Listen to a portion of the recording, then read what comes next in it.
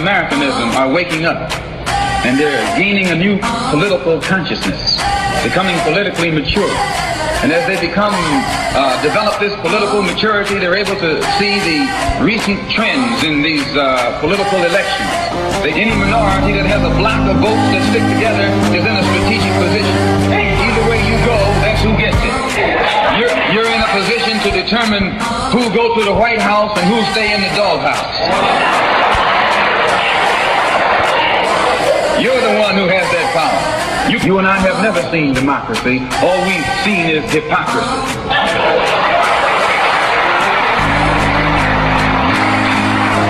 When we open our eyes today and look around America, we see America not through the eyes of someone who has enjoyed the fruits of Americanism. We see America through the eyes of someone who has been the victim of Americanism. We don't see any American dream. We've experienced only the American nightmare. We haven't benefited from America's democracy. We've only suffered from America's hypocrisy. And the generation that's coming up now can see it and are not afraid to say it. And are not afraid to say it. And are not afraid to say it. And are not afraid to say it. And are not afraid to say it. And are not afraid to say it. And are not afraid to say it. And are not afraid to say it. And are not afraid to say it. And are not afraid to say it.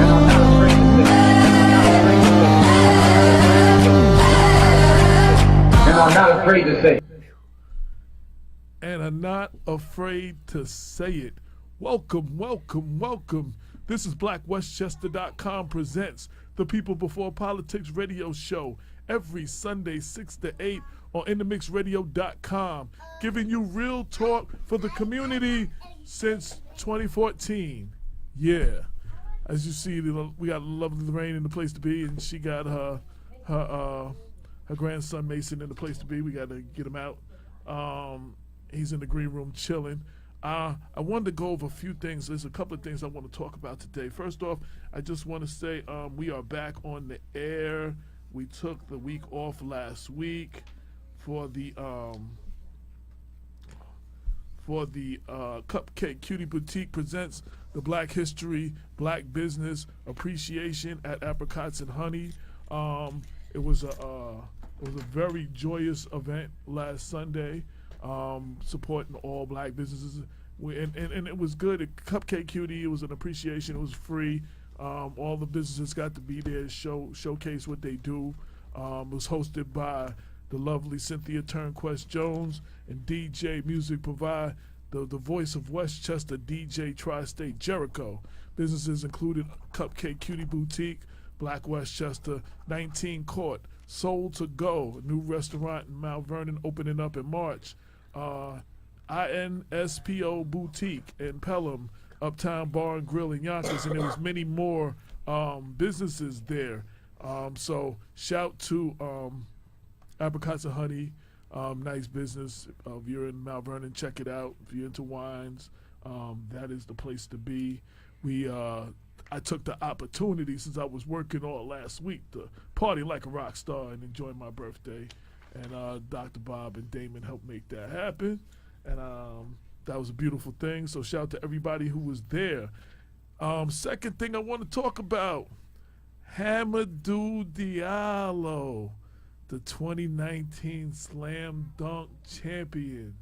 Yo, the Slam Dunk champion at NBA All-Star Weekend has not been all that lately. But, Joe, check it out. So my man came out, right? And you know, there's the rack, the basketball rack that has like 6 balls on it. It was like he had to bring that out, and then he went up to the dude on the mic and he was like, "Yo, that's too easy. I need the tallest person in here." So you know, the cameras went to Kareem and Wilt? Not Wilt, Bill. Bill Cartwright. Yeah, no, not Bill Cartwright. Bill Russell. Right. So Russell, you know, the announcers were like, "You better not be trying to jump over Bill Russell." Like you saw 2 of them wasn't going. He said, "Yo, I need Shaq." So Shaq came out. He jumped over Shaq, slammed the ball, and then pulled open his shirt and had the Superman logo on. It was like the greatest, coolest thing. He got 50s across the board. First Oklahoma Thunder player to ever win And shout out to Left Rack City. He from Left Rack City, New York. He is the new king of New York. So shout out. I didn't know his name before yesterday, but Hamidou Diallo is the new king of New York. Shout out to that brother. Shout out to that brother. Bob got to say something. I was wondering who the hell he was. Then I saw the picture with his elbow stuck through the joint. And then he did while he slammed, he did the Vince Carter thing with hanging up with his elbow in the rim, and then he pulled open his shirt and had the Superman logo. And you know, Shaq used to be known as Superman, so it's like he the new Superman. And he jumped over Superman like, yo, the place went crazy. Leaped over sack in a single bound, huh? Yeah. The place went crazy. So That's what's up. shout out to Hamidou Diallo. It's Black History Month, and I always want to. So I wonder. It's a quote that I like that I wanted to pull up. I had it saved here somewhere. I don't know where I saved it at. Anyway, it's a quote by Booker T. Washington, and I think it's very apropos for what's going on, especially in the country and and locally. He said, "A lie doesn't become truth. Wrong doesn't become right. Evil does not become good just because it's accepted by a majority." And with all the BS that is going on right now with the Trump, with the national government, with some of our local government, I really was inspired by that quote, and it's what Black Westchester is all about. Black Westchester and People Before Politics is continuing waging the war on bullshit, fake news, propaganda, and alternative facts. Well, We're calling it. There's too much. There's too much of that going on right now. could we have a one-word summary of that? Bullshit. Waging war. You'll see. And a couple of I'm sure. And a couple of things. One is this whole thing with Trump and his wall and the whole national emergency situation, which is BS. And we had, there's been several states that are filing lawsuits, and there's been a lot of pushback. And since all politics is local, we have a couple of local politicians that have said stuff about it. Elliot Ingalls sent me his statement. He said the declaration of a national emergency at the border is a farce. There is no emergency. There never has been. Just fear-mongering from the president despite I'm desperate to deliver on a ludicrous, the rapper that messed it up for everybody, because that word didn't even look familiar because of the way Ludacris spells his name. Ludicrous campaign promise. This maneuver set a dangerous precedent. A president creating a controversy out of thin air to get what he wants. It will be challenged in courts and challenged by the Democrats in the House. They're having a protest tomorrow at Senator Schumer's office on President's Day, scheduled at 12 noon. Senator Schumer's office is 1 Park Plaza in Peekskill. And our new New York State Attorney General, Letitia Tish James, she said declaring a national emergency without legitimate cause could create a constitutional crisis. This action will harm Americans across the country by diverting funds necessary to handle real emergencies and real disasters to advance the president's personal agenda. We will not stand for this abuse of power, and we'll fight back with every legal tool at our disposal. And again, if you're in the Peekskill area tomorrow, at 12 noon, a group of people will be gathering outside Senator Schumer's office, 1 Park Place in Peekskill, and they will be protesting. It's the protest of the national emergency. And they will be, and I wanted to lift that up because we need to, get more involved. We need to have more things like this. And if I could be there, I would definitely be there. I don't think that I will be able to make it, but anybody who can needs to get out there and support that. So if you feel that this is BS. I want to introduce. We got Dr. Bob and Lorraine in the building. Dr. Bob, I know you have a couple of words on the whole Yes. national emergency. So I wanted to, the current crisis that we're experiencing at the national level over President Trump's proposed declaration of a national emergency highlights important constitutional issues, I think, that shed light on some of the problems that we're having here in Mount Vernon. One of the constitutional basis for the likely challenge the president will get from Democrats and from members of the House of Representatives, even of the Republican Party, is that his effort to declare a national emergency and then to reallocate funds that have already been distributed is in fact an infringement upon the legislator's exclusive power over the purse. Right. When we, and this is important because I wrote a very lengthy article about what I saw as the constitutional roots of the crisis and civil war that we find in Mount Vernon right now. And one of the things that I mentioned at the time was that Mayor Thomas's attempt to hire non-residents on the city's dime was in fact not just illegal, but moreover that the city council, as the sole control over the city's purse strings, was well within its traditional constitutional prerogatives to defund those positions. And you're hearing similar echoes of this claim being made at the national level now that the president is proposing to try to sort of rework the budget numbers. You can't do that because the executive officer of any entity, whether it be a municipal entity, whether it be a local city or the government as a whole, the executive, whether it's the president or the mayor, does not have the right to allocate the budget.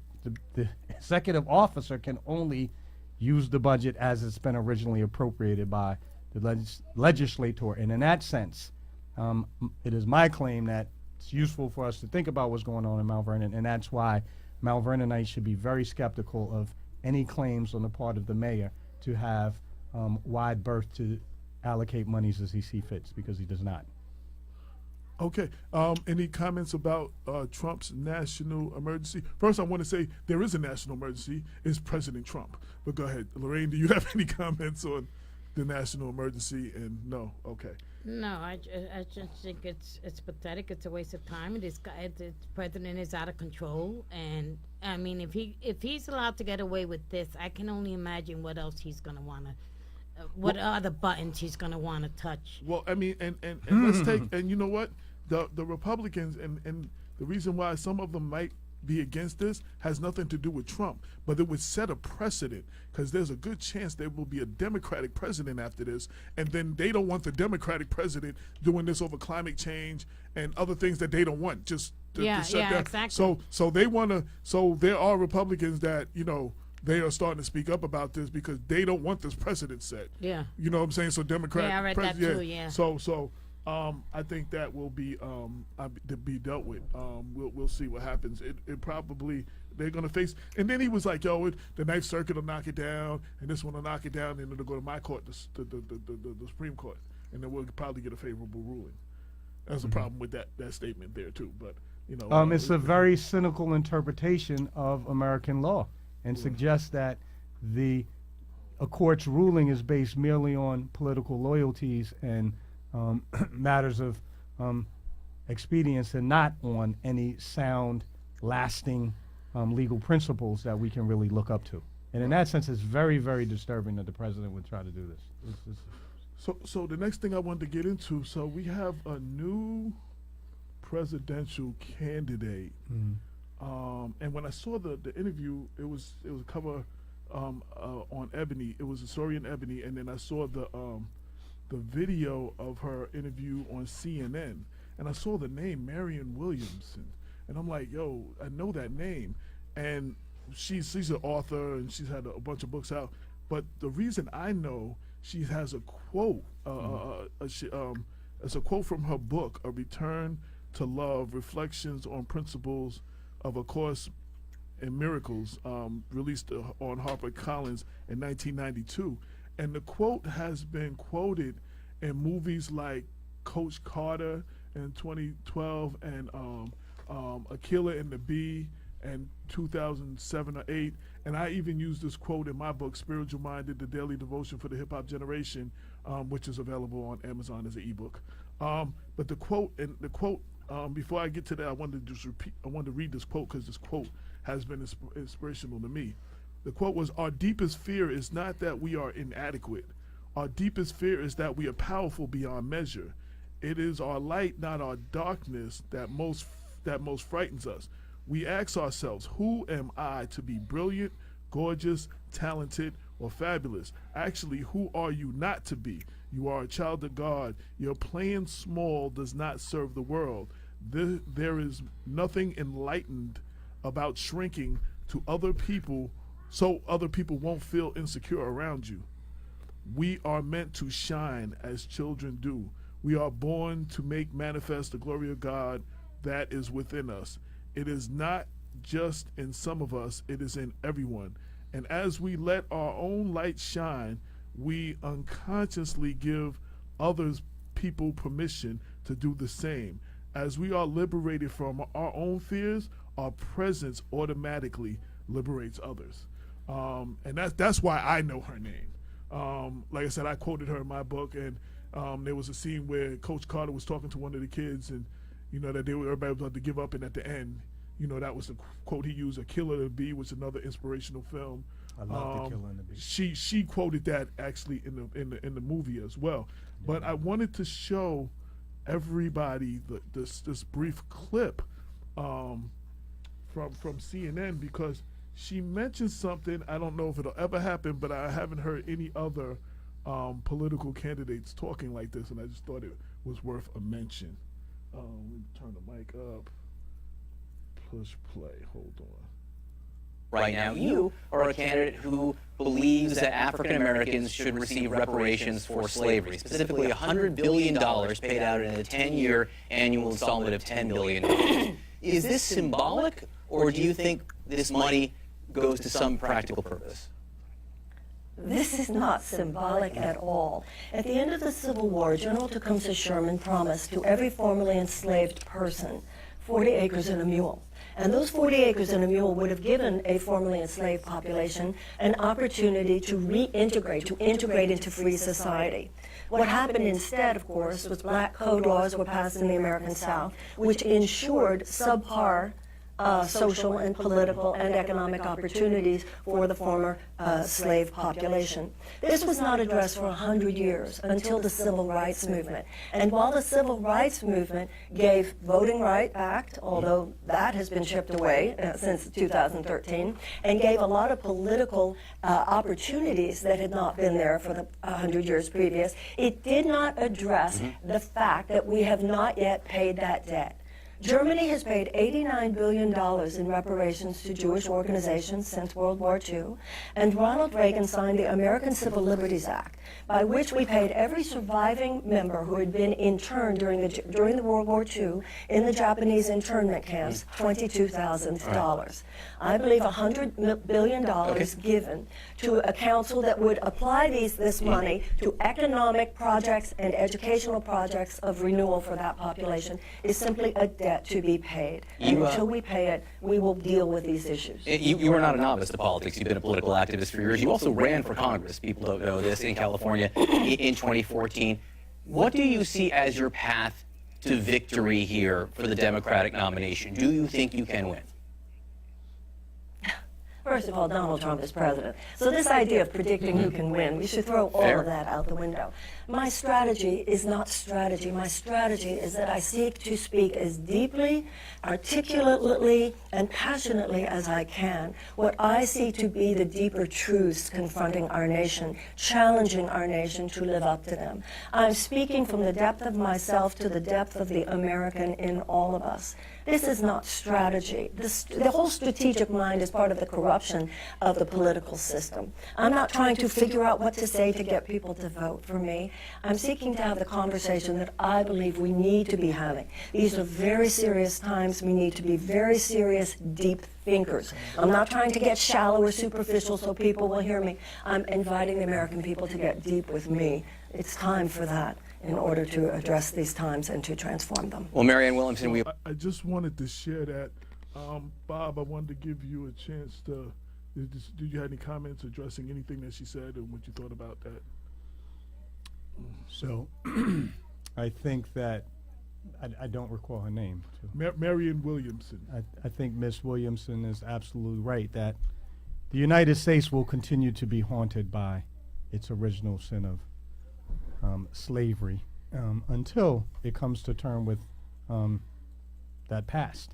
And coming to terms with that past, everyone, means that we have to take significant practical steps to ensure that the by Go ahead. its original sin of. Yo, turn your something off. You're echoing. All right, hold on a second. And Hold on. Coming to terms with that past, everyone, means that we have to take Hold on. significant practical steps. There you go. Thank you. Go ahead, Bob. Continue, Bob.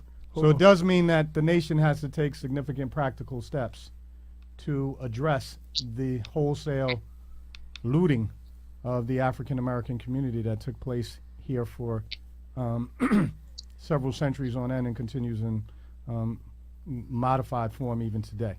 When you begin to look at the historical roots of the economic disparities that afflict African Americans, you cannot get away from the fact that we were denied an opportunity to have our parents and grandparents before us, our forebears, accumulate wealth and property and pass this down to us. And indeed, the disparity between African Americans and their the typical white American in terms of wealth is somewhere on the order of $80,000.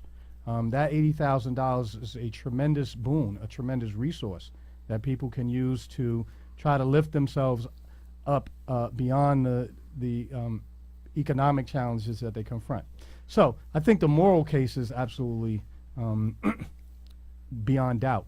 There is the practical question of politics and whether or not the American electorate, as is currently configured, will be able to support such policies. And for me, it's beyond doubt that no, it won't. And one of the reasons why is because black people have sort of disarmed themselves of many of the powers that we could use in order to press our case and to elect leaders that might seriously begin to institute a reparations policy. This is not going to happen because we are not voting in high enough numbers. Right. I agree. I just wanted to, I just thought it was interesting enough to bring that up and to get that conversation. I also, real quick, I wanted to, before I forget, I don't know if we mentioned the follow-up on the young man who was killed in Ossining. Well, an 18-year-old Andrew Knight had been arrested for the stabbing death of 21-year-old Gregory Jackson Jr. Knight was charged with second-degree murder. Knight is accused of stabbing Jackson during a fight or confrontation Monday, January 28th. Jackson died Friday, February 1st.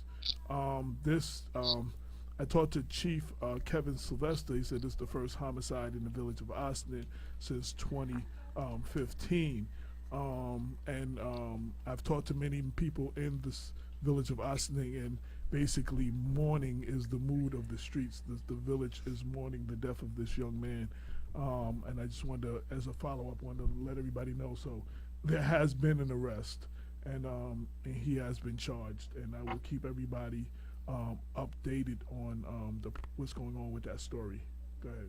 I want to go back to the whole reparations issue. I wanted our listeners to note that this has long been on the agenda of African American freedom fighters. And when I happened to be a member of the Black Radical Congress and a leftist formation in the 90s that had a local chapter here in Harlem in New York City that included such figures as Manning Marable, Sam Anderson, Nellie Bailey from out of Harlem, amongst a few. And one of the activities that we undertook that corresponded with, I believe, the UN Committee the Conference Against Racism. Damon may know about it. I think took place in the late 1990s in South Africa. So it was on the agenda, and there were national conferences have been held periodically by African American leaders to raise the question of reparations, and I'm sure Brother Daniels is actually involved. Ron Daniels, I have no doubt, has been involved in this effort as well. But too often what we're finding is that mainstream African American aspirants for office are reluctant to take up the mantle of reparations and to press the reparations claim, make the reparations claim as part of their political agenda. And in that sense, again, we have a moral claim, but we really do not have a political vehicle that's viable for bringing the reparations issue to the forefront of American politics. And I want to, as y'all see, Brother Damon has just entered the screen. I want to welcome Brother Damon to the show. Hey, Damon. Hey, what's up, y'all? G, what up? So, can you fill us in? I know you just came back from Albany. What anything happened up there? Anything newsworthy? Anything worth speaking about? Let's see the look on your face. I mean, it was. I haven't. Now, what was the event for everybody that doesn't know that you went to? It was the Black and Latino And I Asian. think an Asian political conference. I think it's the 48th annual. I think it's the 48th. It was the 48th annual. You know, I mean, basically, man, you know, I just went up there with the wife just to get away. You know, we usually don't have the same days off, so it was good to have 2 nights to go up there. And I didn't go to no classes. I didn't do none of that stuff. I didn't go to no functions. You know, I just chill. Went out. I mean, basically, you could just hang in the lobby and see everybody. Like, everybody comes to the lobby. You know, so you just go up there and you just network with different people. You know, some people go to the different things if they want to. On Saturday, you know, you could go into the Capitol building and go into everybody's office, and they had food and, you know, it was catered, and you could go into the assembly chambers, the Senate chambers, and look around. You know, I mean, it was. I see Brooke took a picture in the chambers. Yeah, man. And she found somebody last name Jones, and she sat down at their desk, at their thing. Was it B. Jones? Yeah, no, look, that was dope. I was home asleep when all that was going on. I was in a hotel room sleep, man. You know, I mean, but I mean, it's good. It's good. I didn't see. I think one thing that's actually missing out of the whole thing is probably. Hold on one. Can you mute your phone, please? I'm sorry. He just muted himself. One thing that I think. Can y'all hear me? Yes. Yeah, your video froze, Okay. but we can hear you. Yeah, it froze. Man. One thing I didn't hear about is any legislative like agendas like for black people. You know, I think that's very important. I mean, it's nice to party, man. Like Saturday. When I hear that noise, are you moving your microphone or brushing up against your mic or something? I ain't doing nothing. Oh, I don't know. You're getting like a noise from your mic, but go ahead. Oh, I don't know. Did it just start? No, I mean, because randomly every now and then. everything froze. So Yeah. Your video, we just got a still picture of you. We can still hear you though. Yeah. I don't know what the hell just happened, man. Shucks. I want to. Let me hang up and call back, man. All right, no doubt. So I want to welcome a new listener that I've never seen before, but had a lot of comments on this show. Robin Elizabeth. She's first commented. Okay, hold on. Where you at? Answer. Okay, there you go. Robin Elizabeth, a new listener. Well, the first time listener I've seen. So her first comment while we were talking is she said, "Your mayor is Joe Spezio." Then she said he latched on the black politicians for influence. Then she said Oprah Locker knows him well. And then she said he left the city in ruins. Opa-locka, Florida. Yeah. And then she said she had a couple other comments. So shout to Robin Elizabeth. Welcome. Shout to Alita Castile, Tony Robinson, my cousin Mark Stuckey. I'm sorry about that. Cynthia Crest Jones said yes, it was the 48th, Damon. Darian Lewis said Trump undermines the democratic process and makes a mockery of the political arena. Hence, Trump is the ringmaster of America's three-ring circus. Charles Stern, welcome Charles Stern, said yes, some Democrats would support a national emergency for climate change and perhaps other matters. I said, yeah, that's why there's some Republicans that don't want this to be. Yeah, exactly. They may put an end to this because there may be a Democratic president next, and they don't want to not be able to stop that. So well, that's right. Let it go through. I mean, why even waste your time? Like Trump said, yeah, the lower courts is going to knock it down. But he got his players in place in the Supreme Court, and he already told you that too. Right, to pass it. So why? I think the Democrats really need to start worrying about is a viable candidate to beat Trump. Yeah. Right, and I'm going to go against the grain on this one.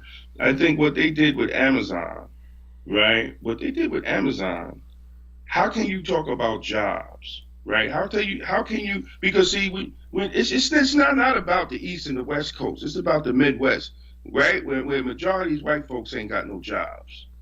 So the Democrats had an opportunity to bring jobs to New York. Right? They had to put up $3 billion. They want to talk about Amazon don't pay taxes. But guess what? It's capitalism. This is American capitalism at its best. Right? So now they're getting labeled to be socialists. Right? You want to get rid of capitalism. You want to be socialist. Bring the damn jobs. Bring the jobs. They was also offering training, right, for people that lived in the projects. To get job training, open up a school and all that. Like, who does that? But now you can't even argue about bringing jobs to, you can't argue about a democratic government, right, which is the majority in New York City, it's a majority in New York State, can't bring jobs to the state. And one of the highest tax states in America can't bring jobs to the state. You can't get companies to come in New York anyway because of taxes. So now you turn away one of the biggest companies and you turn away one of the richest man in the world. So he could go somewhere else. I was watching CNN. The people in Baltimore like, yo, you come down here in Baltimore, shit. We'll give you that. There's a whole bunch of cities saying that. It was 200 cities. 200 cities in America was vying for Amazon to come in. Not just a few. It was 200. And they picked New York. And now you can't argue. You can't argue that. That's why you don't hear Trump saying anything. And Bezos is Trump's like mortal enemy. They like the Joker and Batman. You don't hear him saying anything about it. Charles Stern said, Damon, your Amazon opinion is not against the grain. Bring the jobs is very much where the majority of white and black people believe. Yeah, well, it's what I saw in that city council meeting. They had the nerve to talk about, well, what if we took the $3 billion? What about fixing housing? Like, really? Like, dude, you bring up housing with Amazon? NYCHA has been fucked up before Amazon. The one thing I said that they could probably do, since they was going to be on that 7 line is in desperate need of repair, and there was going to be a lot more traffic, work out something where they contribute to the repair of the 7 line. That directly affects them. Right, and you're absolutely right, but don't throw it all away. No. Don't throw it all away. Sit down. What happened, when I first got civil service in 1990, right? It was about negotiations. It was about give and get. Right. I'm gonna let Bob has a comment. He's been waiting to speak. I let him. Let Dave complete his thought first. And then we do have a guest that I want to bring in because it's almost time for them to come in. So go ahead. Yeah, no, it was about give and get. Okay, so if whoever rallied the public around this deal to make it was a bad deal, because all of a sudden, like in the fourth quarter, it become a bad deal, right? So you sit down and you negotiate. This is the richest man in the goddamn world. Sit down and negotiate and see if you can get a better deal. Hi.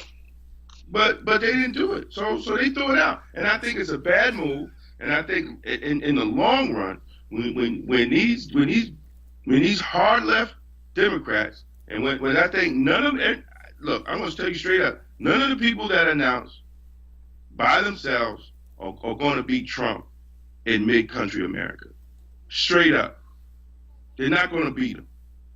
So what's going to happen is they can't even argue on jobs yet. So, I mean, it's going to be very interesting. I'm going to let Bob address that, and then we're going to bring in our guests. All right. Go ahead, Bob. Yes, so as they say, you need a partner to dance with. I think the assumption that Amazon was willing to negotiate some of the fundamental provisions of the deal that they struck with New York State is, in fact, a false one. The impression that I got is that Amazon has attempted to use its superior power as the owner of a business to offer New York City a take-it-or-leave-it deal. It's called capital flight. Number one, we should not even be in a position where Amazon can effectively pit more than 200 municipalities against one another in a bid to create the most amenable conditions for Amazon to make profit, because that's what we're talking about here. Jeff Bezos need to pay for the damn campus some damn self. He's a multi-billionaire. He effectively tried to coerce a huge tax cut out of the city without even guaranteeing that the average New Yorkers would benefit from the relocation of Amazon to New York City. We can take San Francisco as an example of the negative consequences of having big tech firms relocate that suddenly skew the economy without making provisions for ordinary people in way of housing, increased municipal infrastructure like our sewer systems, many of the same issues that we're talking about in Mount Vernon. So negotiation is a two-way street, and as far as I'm concerned, Amazon was not willing to negotiate some of the key provisions. But he didn't and have on to. top of that, I want to add on what is also equally disturbing.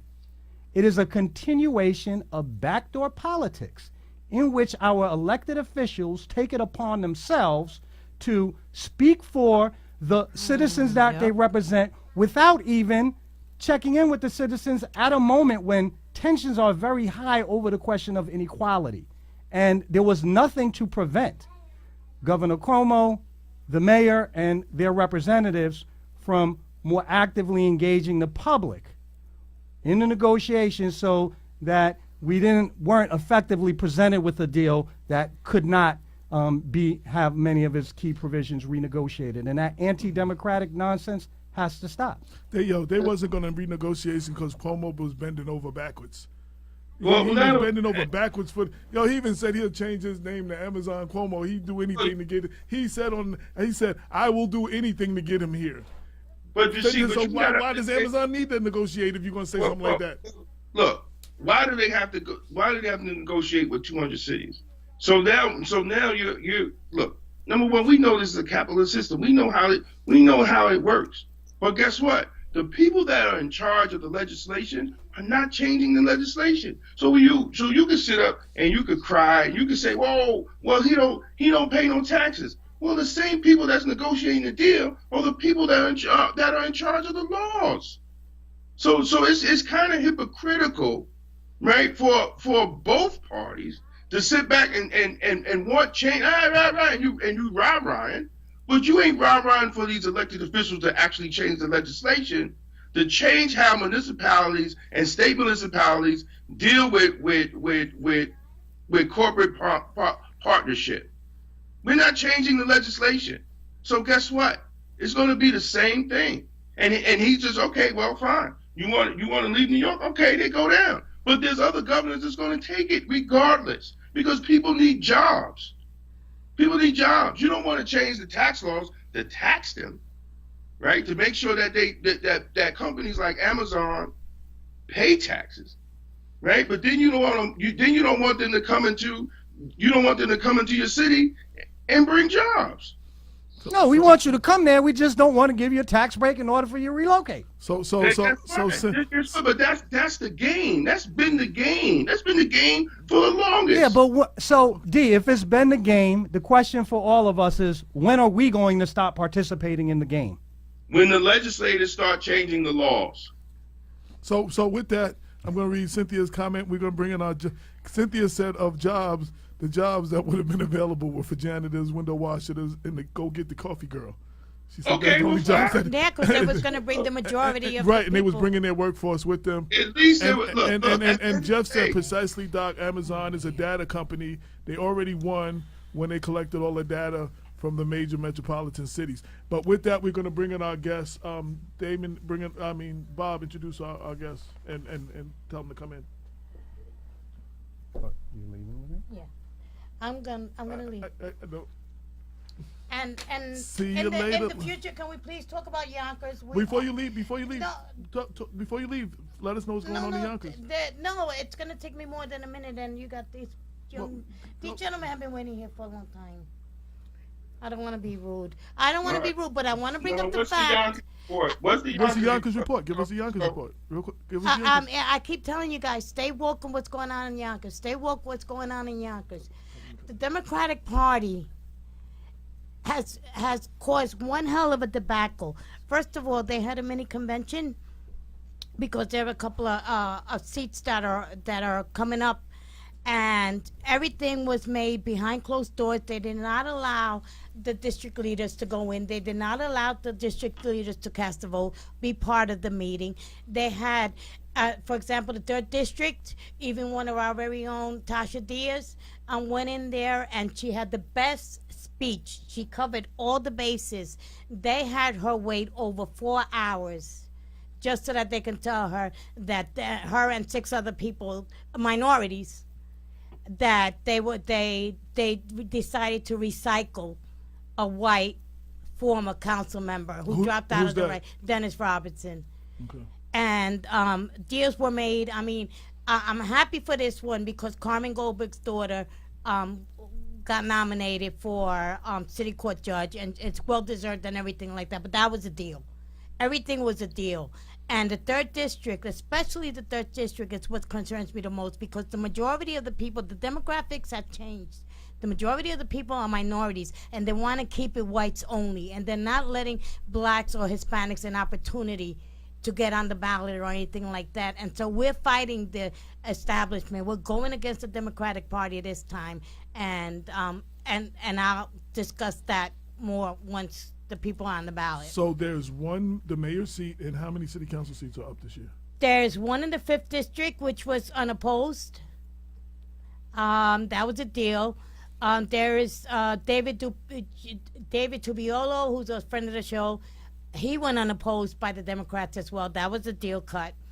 There was the judgeship was a deal cut with Carmen Goldberg and family, and Dennis Robinson, whites only. And that's the 3rd District. Yeah. And there's a seat in the 2nd District. Is the 2nd District up No, there? that's not up. That was just the 3rd Oh, but check this out. You know Shanae Yes. from the 1st District, the councilwoman? Yes. They running somebody against her. For next She year. did something that they didn't. She said I or thought she did was something. Spano's She people. was. Yeah, she did something that pissed them off, and they're putting somebody against her now. Okay. Yeah. So what's going on in Yonkers? It's really needs to be brought up. I know there's so much more I can say, but we'll leave it for Frank. another day. Yes, sir. The 3rd District is heavily Hispanic, And black. It's mixed. and they're running a white guy. And they're running a white guy.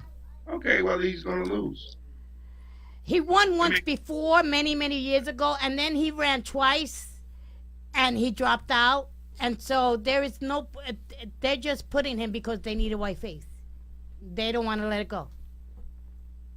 No, well, hey, listen, Tasha just needs to run, and just need to hit the ground.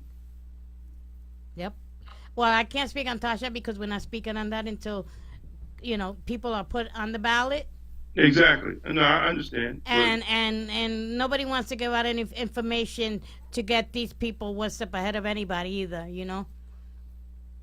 Charles Stern said Lorraine Lopez cuts through the noise. I don't know what that means, but I think it's good, right? Yeah, it means that you And Tasha Diaz says got she to told, the heart of the matter, Lorraine. Tasha In Diaz, other words, Tasha she Diaz ain't says like Bob who totally- talks around it. Tasha Diaz says I totally agree, and Robin Elizabeth said shake it up, as you should. Yeah. All right, and you but- get a bunch of thumbs up on the video screen from Awesome. other people. But I got my grandson here. Yes. So I'm gonna take off, and then hopefully we can, we can discuss this in another episode, and I'll have a lot more information so that you can see what's going on in Yonkers. It's disgraceful. It's disgraceful. Well, we And thank you for my little doggy. happy belated Valentine's Thank Day. you. Yes. Thank you. Thank you. All right. Bye, Damon. All right. Later.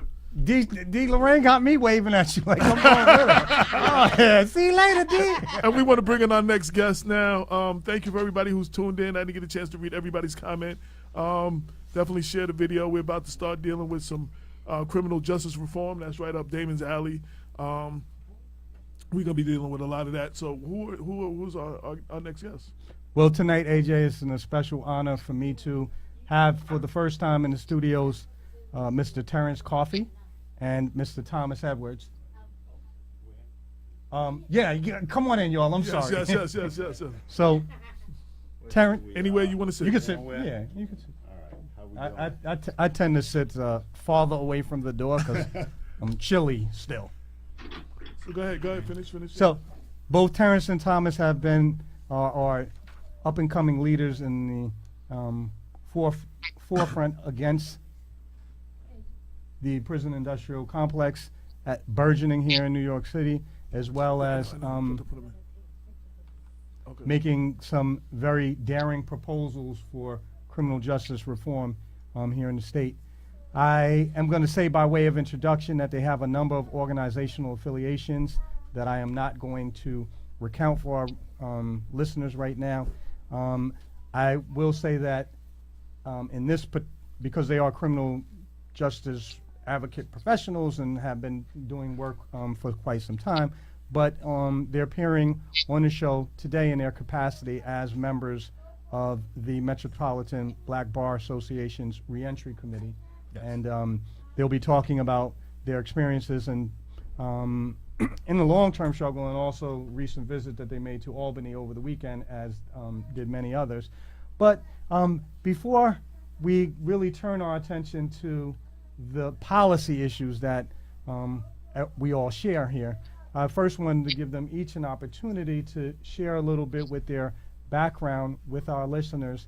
And I have to say that this is especially important to me because even though this is Terrence's first appearance in the studio, him and I have a fairly long history that goes back to our days at Bronx Community College. That's right. We both can boast of having Bronx Community as our alma mater, and for a couple of years back in the aughts, Terrence and I worked together in a program that was designed to help Black and Latino males on the campus, the Black Male Initiative Program. As a matter of fact, this is what I was going to ask you, Terrence.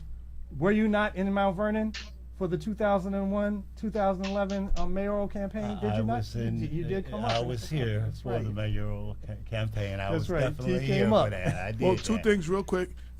Both of y'all pull your mic as close to you as possible. We want to make sure everybody hears you. Secondly, you have computers in front of you. You can log on to your social media or whatever and let everybody know you're here and all that kind of good stuff. And can I go down the line, introduce yourself, tell everybody a little bit about yourself, and then go on. Right. My name is Thomas Edwards. I'm a special project manager for Circus Support, which is a reentry program of the J.C. Flowers Foundation. Chris Flowers is a billionaire, and he was doing some work in Africa with malaria. And, you know, he came to it and said, well, what should I do here? I live here. And somebody pointed him towards reentry because it's not sexy. It's not something most people want to do. And we do workshops for public speaking, leadership initiative. We do a lot of family engagement because we also realize that when someone returns from prison, their main resource is family.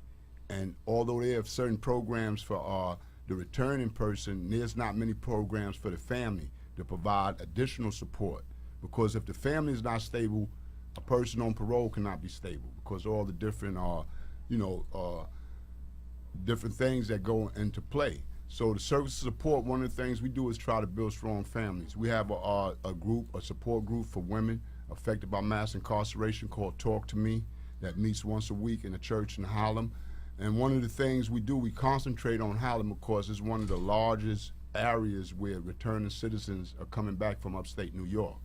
You know, many of these men and women do time 6, 7 hours from New York, so it's a disconnect from the family. And one of the things Services Support with partnerships and clergy and other organizations try to do is build that family. And my personal story is, you know, I'm criminal justice involved. I spent 21 years in prison, and you know, I was fortunate enough to go to prison because the day I was arrested, 2 people died. So by me going to prison, I was actually fortunate. And one of the things I did there was basically what I did before I went. I didn't volunteer to go to prison, so I did the same things I did. Whatever crime, whatever hustlings I could get into, I did. But eventually, I had one of those moments, and education kind of changed everything for me. And that led me to do some different things, put the same energy I used to put into crime. And like I say, I work hard to get to prison. However, when we talk about the criminal justice system, we talk about injustice when we talk about a certain people in this country. So even though I worked hard to get to prison, it was always set up for me to go to prison. The neighborhood I was born in, the conditions and different things, the poverty. So I definitely have a personal connection to this as well. Let me let you introduce yourself. Yeah, I am so honored to be here with you guys, People for Politics. My name is Terrence Coffey. I'm also the co-chair here with my partner in justice. I was going to say partner in crime, so I try to keep that on a balance. For the Metropolitan Black Bar Association, I'm also the community affairs liaison for the Doe Fund, as well as an adjunct professor at New York University, and the list goes on and on. But I want to thank you guys again for having me here. And Dr. Baskerville, it's just great to see you again, and it's great to see this work that's being done here in the Westchester area in regards to the subject matter and the politics that are governing our community and our society. Well, let me stop right there and let me give y'all an official People Before the Politics welcome.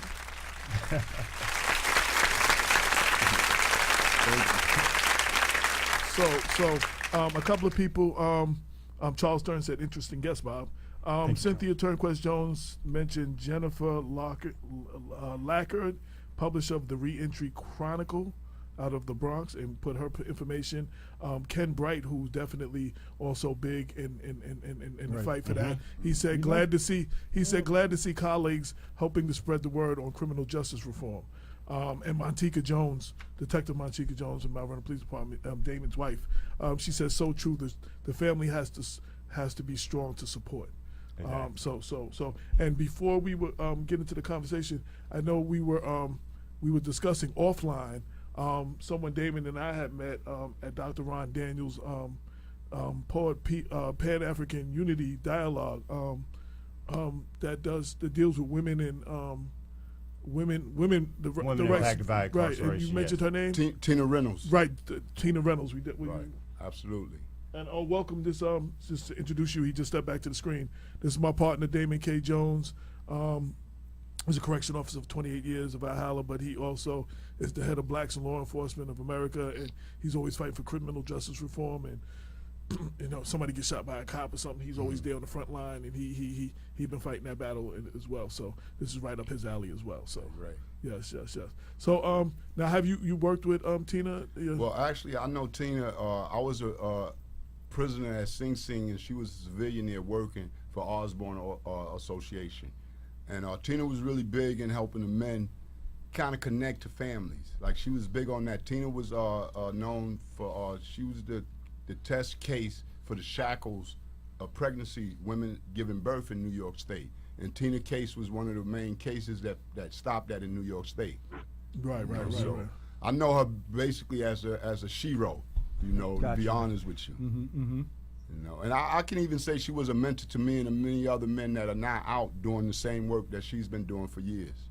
So we definitely want to pay acknowledgement to our sisters who, you know, kind of led the way. Now, and then lastly, before Bob gets started, y'all have an event coming up, and you were talking about that. I want you to announce it, tell everybody what that's about. Okay, great. May 14th, we have an event. It's called Family Behind Bars, and it's in relation to the fact that women are the highest demographic of prisoners now. They're being arrested and convicted at a high rate. While everyone else is going down other than parole violators, women in prison, the numbers are going up. So this event is to highlight the different things that women go through and the fact that there's not a plan for reentry for women, because women have different issues than men. I mean, a man come home, the first thing he wants is a job in a house. A woman got to get her kids back. That's her first goal in life. So it creates a whole lot of different obstacles. And we want to bring, light to these issues for women. And the event is going to be in Harlem, New York, at St. Philip's on 134th Street. It's May 14th. The keynote speaker is Susan Burton, who's been supported and promoted by Michelle Alexander. And this event is going to focus on women. It's going to be a panel of women, the different women, and all that information I get, to you so you can give it out. But the event is May 14th in Harlem at St. Philip's Church. Cynthia Turnquest-Jones, she was one of our former co-hosts, and she's definitely out on the front line too. She says she definitely needs that flyer because Okay, I will she will definitely be there. And I just shared the meeting, Tina speaking at the meeting. I just shared it in the comment section for those that don't know Tina Reynolds. You can see her speak for yourself. Right.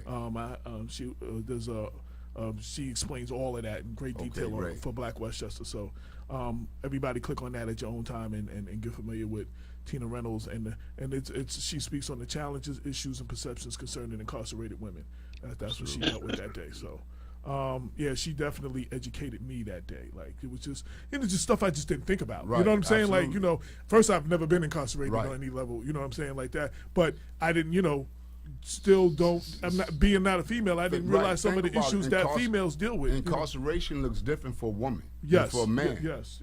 Just like reentry looks different for, even hygiene, something simple, is much different for a woman. So there are issues that a lot of these rules are made by men.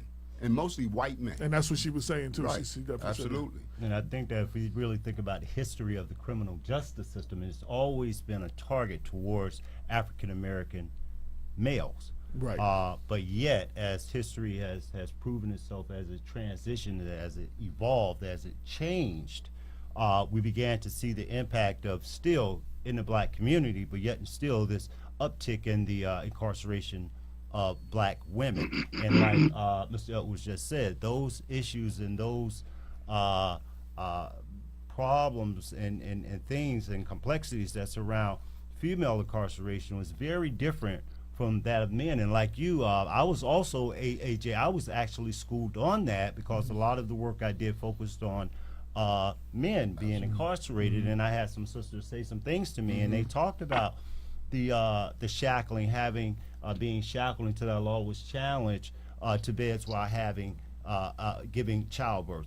We were talking about women who having the monthly issue, things that go on with women being issued one particular item to last them and having to be degraded to the point of using toilet tissue, et cetera, et cetera. And this is how dehumanizing the criminal justice system became, not only, just in that respect, as we look at the issue as individually when it started impacting women. So this is just a continuation of the same dehumanization and practices that takes place in this system. So I just wanted to really put that out there as well. And before I let Bob start, Damon, would you like to speak to that? I mean, you've been I totally agree. I totally agree. When I started corrections in 1990, I worked in the female unit. We were the first academy to they actually start putting men in Westchester County working in the women's housing. So I saw the difference. But what was different in the female unit in Westchester County, there was a black warden. Her name was Yvonne Powell, and she had a lot of programs for the females, where I noticed that other correctional facilities like State and Orange County and Rockland didn't have. They actually used to have what we used to call the baby trailer, when females would come in and they were close to having birth. They were allowed to keep the child in the trailer for I think up to 4 or 5 months, or maybe 6 months. It was 6 months. So Warden Powell and there was another female warden, Warden Thackeray. They tried to put a lot of programs to help the sisters out, a lot of job training to help the sisters out. And unfortunately, after they left, all those programs, when the female unit became run by men, all those programs disappeared. Even the certain job training, they had different job training, but all that left.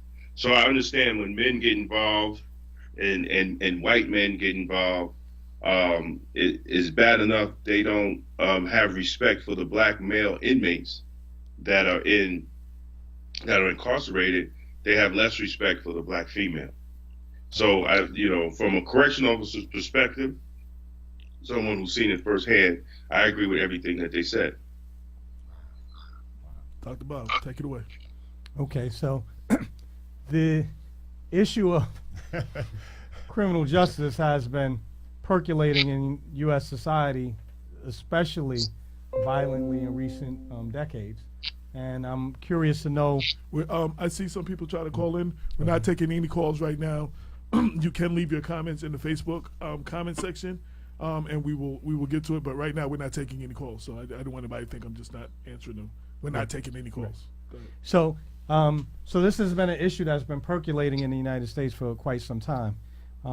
And the thing that invited me or prompted me to send the invitation to you guys to appear on the show is that I happened to see Brother Coffee in particular on New York One recently. And so I wanted to know, besides the personal connection to the question of incarceration and prison injustice here in the United States, what kind of broader political and policy factors are getting you guys to make this push right now for criminal justice reform? Specifically, what are you pushing for, and why is it becoming so important now?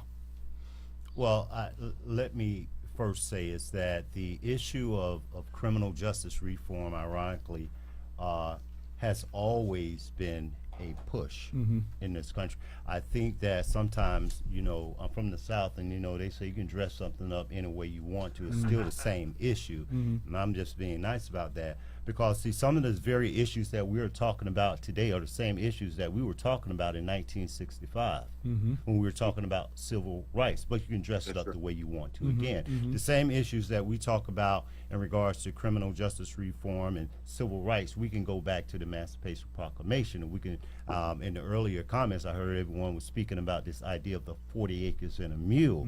And this is, again, speaking to the humanity of people. I think that today what's happening, that in the past, I would say 5 years, what we have been seeing is a shift in the political and social perception of what the criminal justice system is. And I think that what's happening right now is that what we're beginning to see within this shift is this idea of the humanity, because a lot of the things that have transpired within the criminal justice system are not being exposed. Sure. And one of the things I want to say, and I have to be very clear on, even from the right, and I really have to be unclear, whether their motives were economical, and I'm going to have to stay there when I think of the right, because I don't see it as a moral decision, because the moral decision was in my opinion, could have been deciphered years ago if we want to talk about what's moral and what's right. What I think what has happened is that over the past 10 years, we have seen the cost of incarceration in this country for the right has blown so much to the point that it couldn't sustain. Exactly. So the idea of coming to this table now, and again, I'm whoever's at the table is at the table. That's fine and dandy. But at the same time, I don't want to confuse viewers. I don't want to confuse anybody who's doing this work to be misled. Now, there are some people who may have said, hey, we think that this is wrong, or we think that we can do this better at whatever point in time, and that's fine. I can whatever. But when I, in the documentary 13th, when I saw Newt Gingrich in the 13th, Right. talking about criminal justice reform. You need to know, I already knew this was more about an economic. Now, for people on the left and the advocates, we were talking about the humanity of those who have been incarcerated. And I always have to share that a lot of this had to, for me, the push came from my own personal lived experiences and seeing the degradation that I lived through in my own life and going through that system for over 19 years. And it was only in 2009 when I like someone said earlier, when I woke up, that I decided that this was going to be an area that I was going to have to commit myself to in order to improve not only the outcomes and conditions for men and women who have been impacted by the criminal justice system, but as well as the moral, begin to think of the moral fabric of our society. And that this is one of the things that led me to this work. Okay. So it seems like there's a convergence of concerns. On the left, the main interest seems to be to advance the cause of social justice.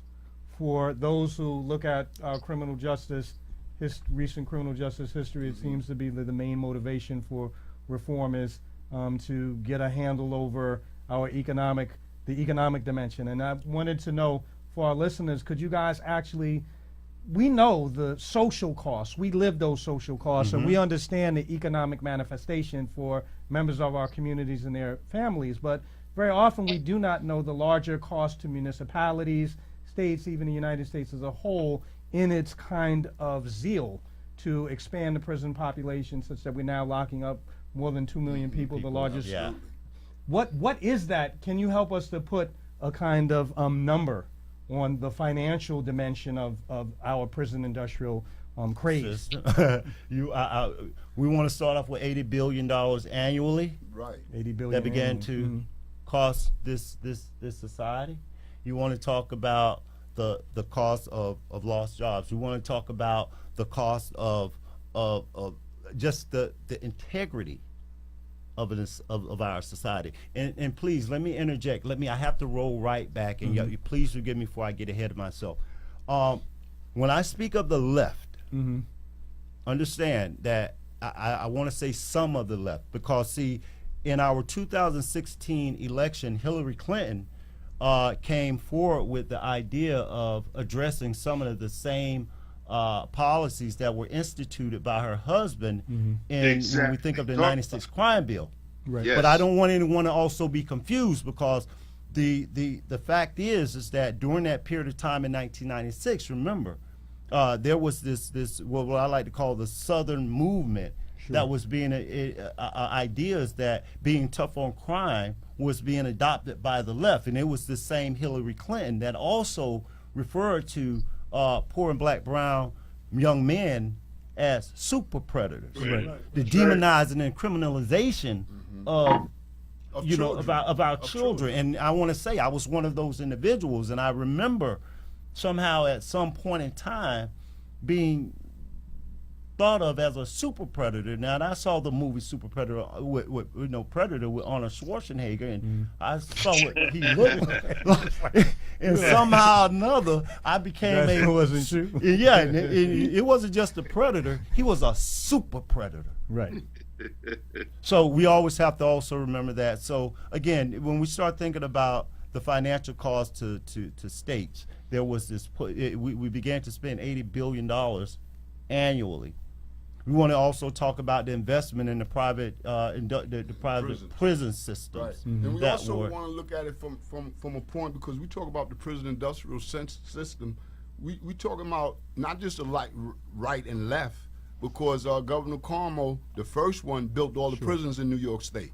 Prisons that was no longer needed. Super maxes, boxes, solitary confinement prisons. So what they started doing, because they had this, just like they came up with this term super predator in New York State, they said by a certain year, 80% of the population or so would be gang affiliated.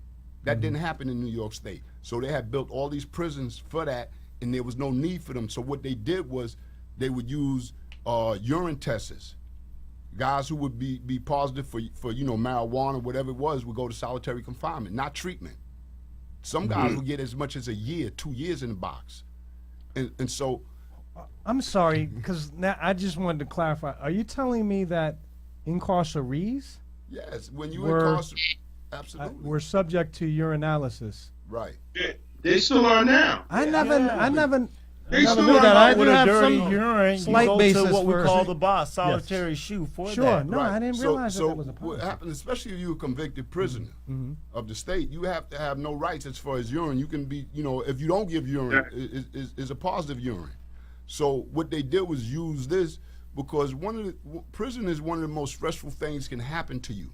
Sure. So now you have these men and women who come in with addiction problems from outside. They don't get help to stop their addiction problem. What they get is punished. So it's just a cycle of having a need to take care of this punishment that I'm going through, these problems I'm going through. And the state utilize that to fill up these boxes and continue to make money. So we have to be careful when we talk about right and left.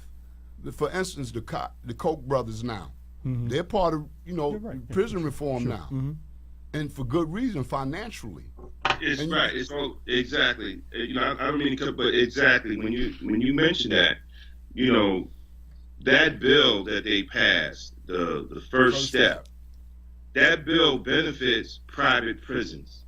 It doesn't benefit grassroots organizations. It doesn't benefit organizations that have bootstraps on the ground to help reduce the amount of incarceration. If you read it, if you understand that these private prisons have now bought the rehab centers, they bought all that, so they already anticipated this piece of legislation, and that money's going to go straight to them. It's a sham. It's a straight up sham. You know who pushed the first step bill, right? Kushner. His father did time Exactly. in Africa. So, he had a personal connection to this, but it was because of this young kid, what he went through as a kid, that this bill went through. Yeah, and when you because have of his millions father. of people, families affected.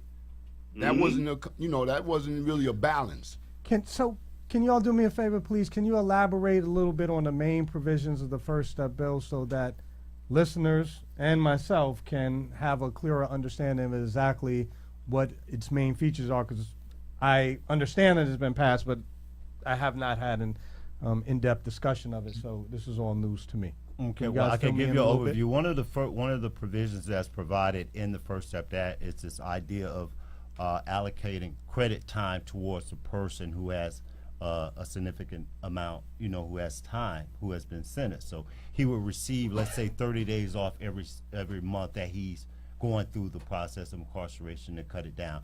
Also, part of the bill it includes the 2010, I believe, the Sentencing Reform Act that will be retroactive, that will impact those individuals who have nonviolent offenses, drug charges, which when we really look at the criminal justice system, that's a greater, the population of mass incarceration at the federal level. Don't confuse this with the state.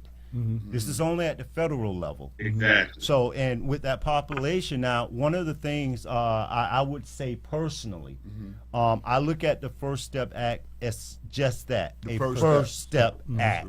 It puts us in the conversation, and like the brother Damon mentioned, there are a lot of things in which it could be improved. Let me just keep it at that. But what I am encouraged by is the fact that is now on the table in a political atmosphere where when you have an individual like Donald Trump in the office and you have all these other things regarding a Republican Senate. So I am, I'm somewhat encouraged by that. Sure. As we continue to work on the ground, and I use the only analogy I use with that when I go back to the Civil Rights Act of 1965, when a lot of people during that time thought certain provisions should have been put in that, but it was a step forward. And then we went into the Voting Rights Act. Then we got the Housing Right. So that's the way I'm taking this for what it's worth right now.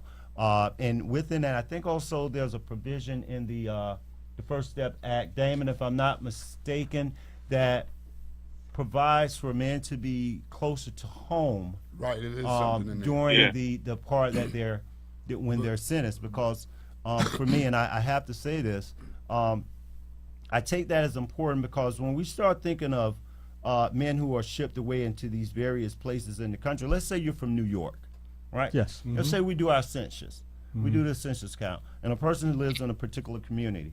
If you take the population out of that community under our census count and you put them in another location, what happens during the count when we start thinking about funding for schools, Right. communities, They use that you can go down the list.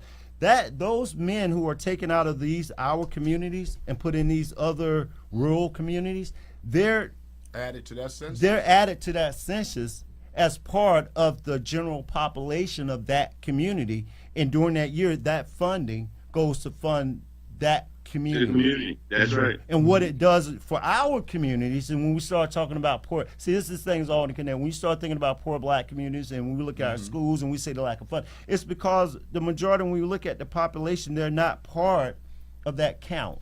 Right. Right. So this is another way I'm looking at this for for the sake of being nice, Damon. I'm gonna go with that, but I'm gonna find a silver lining. But that's another aspect of that bill that we really that impacts when we're talking about criminal justice reform in regards to that. Exactly. But I was looking at one of the pieces that one of the press releases that we had put out, and out of that, GEO Group, which is one of the largest private prison companies, they're going to get from this bill about $360 million because they bought dozens of reentry centers throughout the country anticipating this bill. See, So, but let me, because I want to be clear about the implications of what you're saying, Damon. It seems to me what you're saying is that there were plans in the offing to begin to reduce the size of the prison population here in the United States because of pressures from the left for greater social justice, maybe from the right for more economic efficiency, and in order to satisfy the growing demand for reform, but yet to still profit Exactly. Right. on the No, prison industrial complex. You just But- shifted it. But now it's not the prison industrial complex, it's the the reentry. reentry. It is people getting rich off this reentry thing. It is people making $250,000 running some of these organizations that do reentry Sure. in our communities, and they don't live in our communities unless it's been gentrified. Then they live there. So there is a disconnect with all of this. The people affected by it have the answers. You don't need to bring people from somewhere else to fix this problem. Because people from somewhere else made this problem. But check this out, y'all. Check this out. According to reports, Core Civic is the largest private prison contractor in the U.S. It spent $840 on lobbying through the first 9 months of 2018, focused on various subjects regarding private prisons. GEO Group is the other group, right? They spent $1.2 million in lobbying through September 2018. And employed lobbyist Brian Bullard, who chaired President Donald Trump's Joint Funding Committee in 2016 and served as vice chair on Trump's inauguration committee. So the deal was set. Right. The deal was set from the beginning for them to benefit from this bill. You know, one of the interesting things when you said that, Damon, Michelle Alexander, I was doing an interview with her for a documentary, and one of the things that she said, and it's playing out, she said when she heard of the First Step Act and its passage, she was okay, but she said, I'm not getting too excited about that because she said what's happening is this system evolves as we evolve. Exactly. With the same core purpose is to maintain social control over the population. You can let me out of physical prison. Right. Exactly. But remember, like Damon just mentioned, when you start thinking about the investment of the Koch brothers into what we like to call e-incarceration, electronic incarceration devices, that when we start thinking the homing devices, where now all of a sudden we become prisoners in our own communities, Exactly. still without the right to vote, still without economic opportunities, still without social or political influence. We're still in that same place. It's just the fact that now we're not so much in a cage itself, because that's just really costing too much. So what we'll do, we'll just transfer this population back to their communities, and then we'll do this part. But still, the same social construct and control is still there and in place, and that is what one of the main focuses when we start thinking about where we're at with this. That's right. That's right. You know, now the mention of the likelihood that many business entities will begin to make major inroads into the reentry stage in the larger prison industrial complex reminded me of a recent report that I heard about the abuse of drug treatment facilities in communities that now find themselves especially hard hit by the opioid crisis. And it seemed like the most kind of naked profiteering that was going on, and would-be proprietors were jacking up the costs of treatments in order to really pad the bottom line. In many of the same respects, the pharmaceutical prices are well out of proportion of their costs. So it seems like we already have a kind of canary in the mine, a warning about how the reentry component can be effectively hijacked and once again turned into a profit-making vehicle. Even with reentry, usually, especially in New York State, when you come home from prison, you usually have mandates, and a lot of them is drug programs or either aggression. Now, I went to prison. I was sentenced to 21 years to life for bank robbery and felony murder case, right? So I was assessed to have aggression problem. I didn't have to do the aggression program until 19 years later, 2 years before I went to the parole board. Right. So did I really need aggression, or was it just window dressing?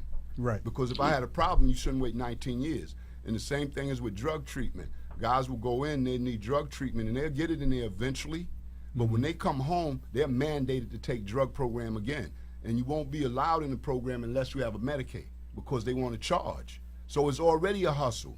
Now, a guy come home and need a job, but he can't get a job because he got to go to drug program every day for an hour. Sure. So you get caught in this system where you get more frustrated than assistance. And it's this thing about retention with all these reentry programs. They want to retain you because that's how they get funding. But after you did 10 years, 15, 20 years, you need independence. And you need to be helped with that, not to be retained just so I can keep getting funding. So we have to look at reentry at the heart of it. And it's not always reentry. I was never part of society. So it was my first time in the society. I lived in the subculture. I was a criminal. I lived that life, grew up that way, never voted, never had a credit card, or any of those things. So it was my first time, and we have to take that in mind with a lot of our people. It's their first time being allowed into society. And we need to ease them in so they can be on their own and not retain these people so organizations can get rich. I was also, thinking about what you just said, like, living in Mount Vernon, I had to go sign up for something when I first got back here. I was in Atlanta for like 12 years, and I came back here, and I was signing up for something, and one of the questions they asked me was, do you have a felony? And I said no, and it was like, was the 1 million supermarket customer. You thought balloons and stuff was going to come back. I said, y'all act like that's a rarity. They said it is. So I found out a lot of people I went to school with, like right after school, they did double-digit numbers, 10, 17, 21 years. Now, when you take a boy who has not lived and has not think about the things in your from 17 to 25, things your first job, your first apartment, whatever. You don't know none of that, or especially if you're 14, maybe you're 15. Yeah. You don't get to learn none of that stuff. You just know what it is behind bars. So when you come out in the world, you have not. I'm thinking about all the things that I learned and the processes I went through there. They haven't gone through that, and then you just put them out there, and expect them to function normally, like. You know what I'm saying? That's a problem. I do, and one of the things I want to highlight, when we talk about reentry and we talk about the criminal justice system, this idea of a second chance, I like to note that when we begin to look at the demographics of those individuals who are impacted by the criminal justice system, even when Thomas said that for the aggression because of being incarcerated, or and a lot of people say, we're going to make the training or whatever around the impact of incarceration. I think it's real clear for individuals such as myself. Incarceration didn't create that for me. Incarceration compounded that. I was already ostracized by society even before I went to prison. Look at the communities that we live. We were marginalized from mainstream society. We were marginalized for a good education. We were marginalized from all these things. So when you talk about this second chance for a lot of us who are coming through, it's crazy that we would have to go through incarceration to somehow have this conversation about a second chance when we really never had a first chance. Right. See, You get what I mean? y'all are going to forgive me because this elicits, it resonates with what we were just talking about, the issue of reparations. Right. See, because really what Terrence is really alluding to is the historical marginalization of African American peoples as a result of slavery and the attempt to perpetuate that system of oppression and subordination. And until we really, because even some of the literature that you provided to me, Terrence and Thomas, I was reading, and one of the key correlates of incarceration is poverty in our communities. Absolutely. And you know, in a way, it's a kind of needless question to say, how does poverty increase the likelihood that someone is going to go to jail? Because if there's no economic opportunity, then I gotta eat. And really, America, we're going to continue to have a population of people who live on the economic margins until America finds the moral courage and the political will to address some of these larger questions, so that at least those of us who are part of the African American experience and continue to deal with the aftermath of slavery can now have a chance to address some of those systemic disadvantages that we've struggled with so often, that the only solution our policymakers and politicians have is to lock us up after the fact.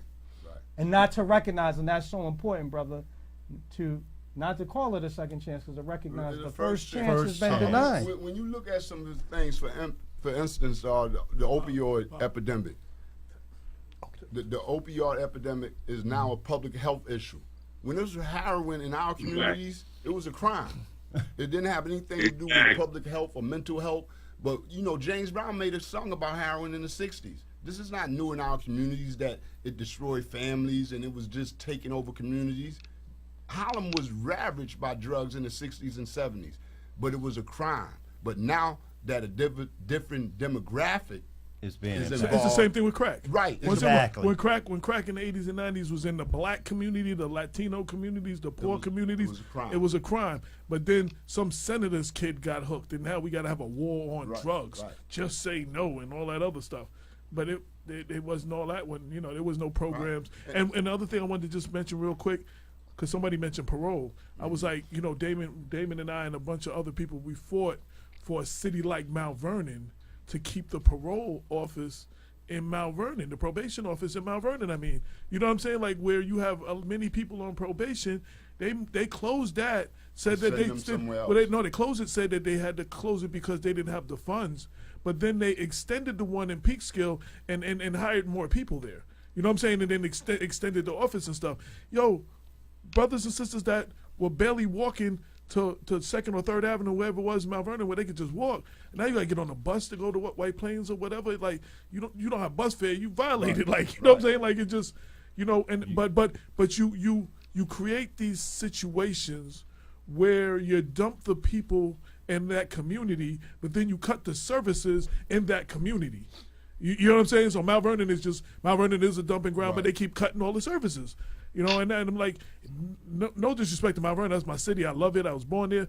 But if any place needs the probation office, it's Mount Vernon. You know what? Mount Vernon Hospital does not have a trauma section. Wow. somebody, and Damon knows, somebody's kid got shot real bad. They took him to Mount Vernon Hospital. Mount Vernon Hospital couldn't deal with them. They had to get back in the ambulance and go somewhere else and died. You know what I'm saying? Like, there's more need for trauma in Mount Vernon. Right. You know what I'm saying? Than these other cities. And Montefiore then came and took over and everything. And there's no, you know, there's not even a birthing center in Mount Vernon. There's no more babies after, I think, 84 or something like that born in Mount Vernon. There's nobody else born in Mount Vernon. You're not born in Mount Vernon no more. You're born in another hospital. Why do you think that is? They keep cutting these. It's by design. All of this is by design. And then the next step is, when it gets so bad and it's so bad, the prices go, the taxes go high, the property tax goes down, crime rampant, and then gentrification comes in. They buy everything in and they kick all of us out. And you got Harlem, Brooklyn, and those other places. That's Mount Vernon coming up soon. And this is all by design. I was saying that in Harlem back in 92, 93. I had a shop at the Mart across the street from the Apollo. I remember. And I was telling people, yo, this is happening. And people in Harlem was looking at me like I was crazy. Kids, you don't know what you're talking about. Well, now those people are looking at Harlem like that's crazy. Yo, a couple years later, I see it's about two. Remember when white people didn't come across 110th Street after dark? Yo, it's 2:30, 3:30 in the morning. This white man is walking his bike down Lenox Avenue between 115th, 100. Hey guys, how you doing? I'm like, oh shit, like it's a rap, dude. Like this, you ain't never seen nothing like this before. Like, you know what I knew it was gonna change. You know what I knew when I saw Whole Foods. Oh yeah. Because that's Whole Foods. Because that's not for us. That's not for game over. And they go places where they know they get in there early. That's just When I saw the Whole Foods in Harlem, I said, okay, it's over. First it was Starbucks. It was Starbucks. Starbucks, yeah. and it, right on the subway, right there. Like brothers couldn't afford no $5 coffee. And talking about prison reform, we don't went to gentrification because all this is connected. Yeah, it's not by accident. When you brought up the 40 acres in the mule, that's the actual fact. You cannot allow a people to come from under such oppression and give them nothing and think they will make it. I read this once that 50 years after slavery ended, 50% of the population could read and write. That's unheard of for people to learn to read and write that fast that was not allowed to read and write. Right. So this population was growing.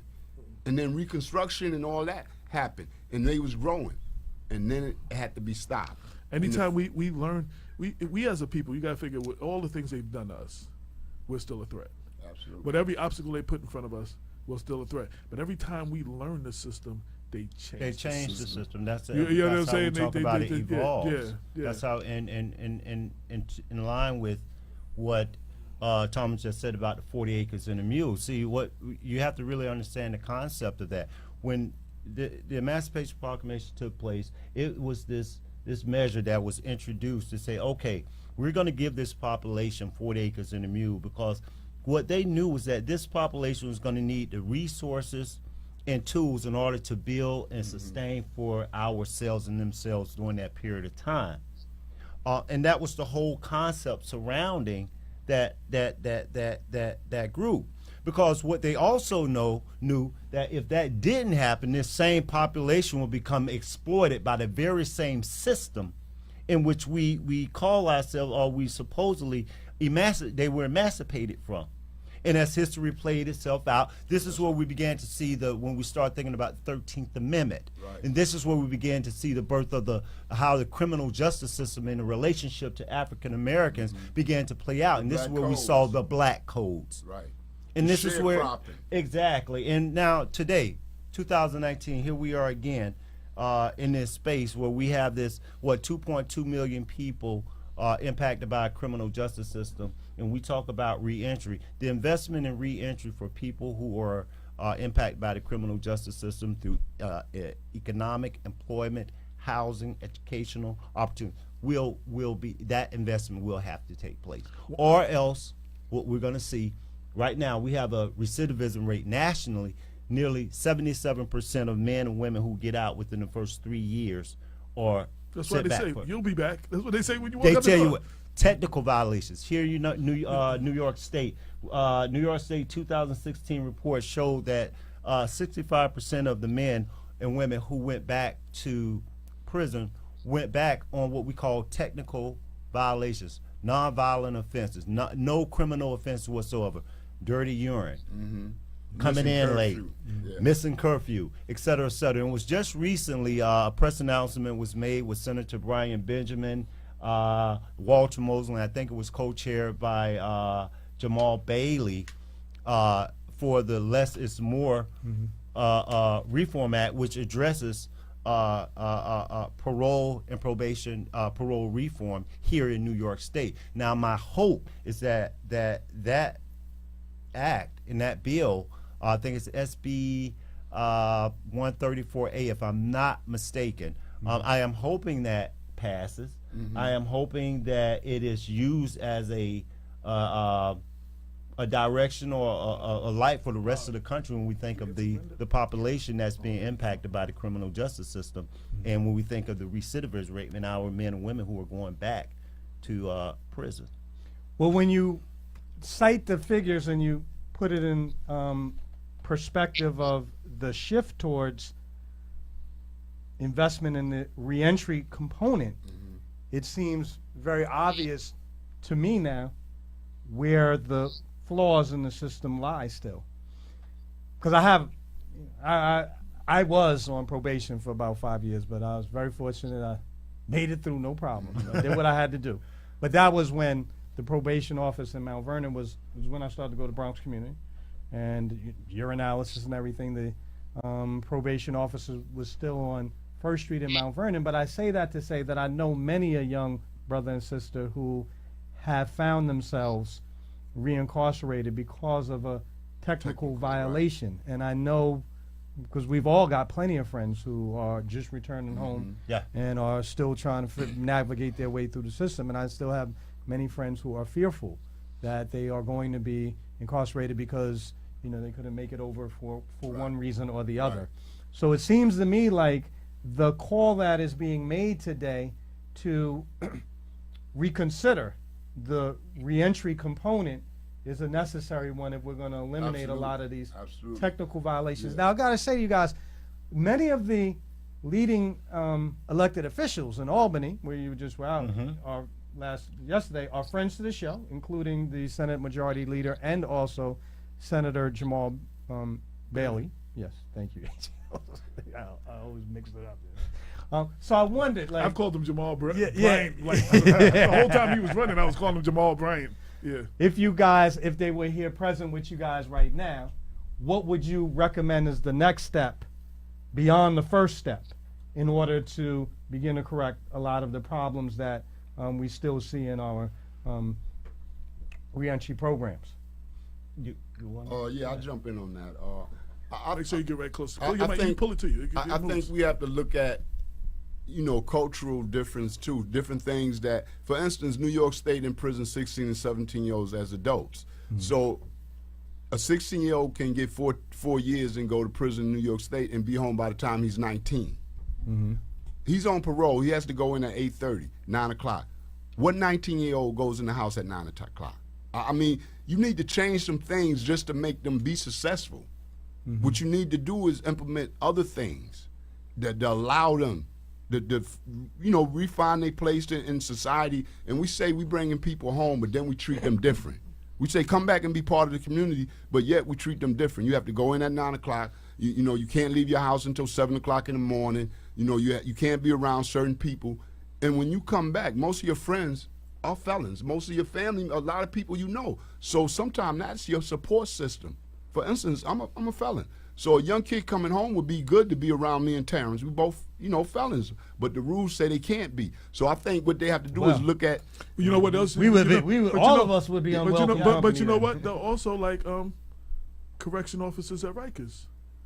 They and some city cops have gotten in trouble for hanging out with felons. Absolutely. That were family members, brothers, sisters, cousins. Right. And I wanted to switch gears a little bit because one of the things we haven't addressed, and one of the most profound interviews I did with the brother sitting right where y'all are sitting was Yusef Salam in the Central Park 5.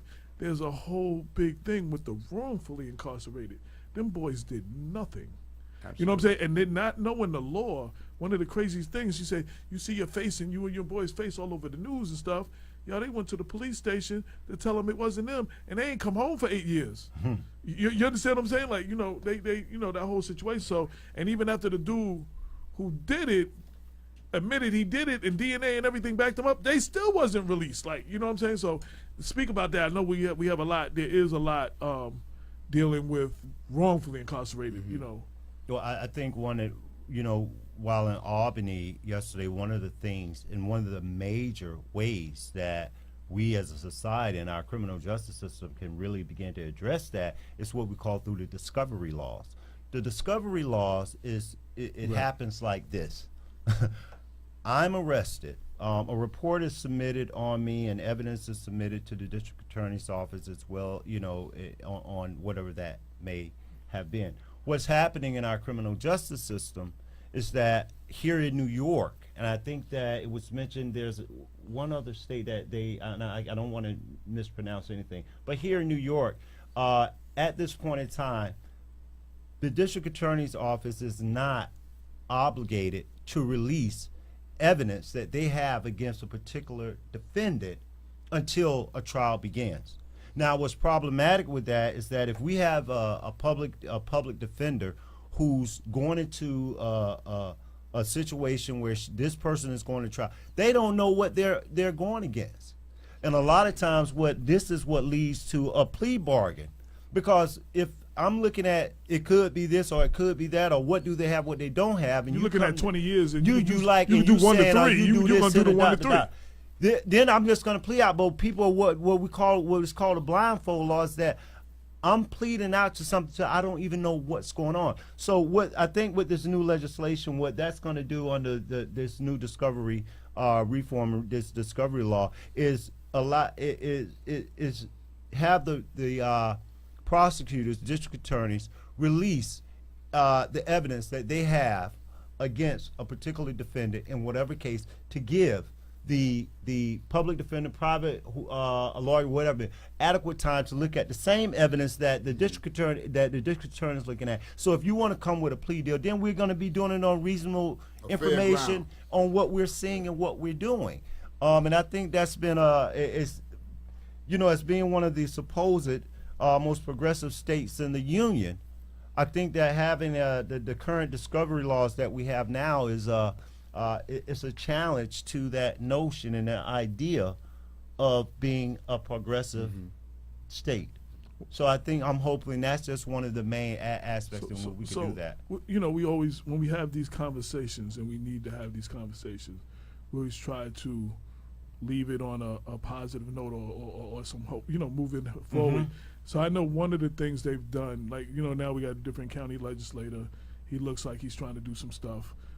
They passed a ban the box, which helps a lot, because now you don't have to write that on there.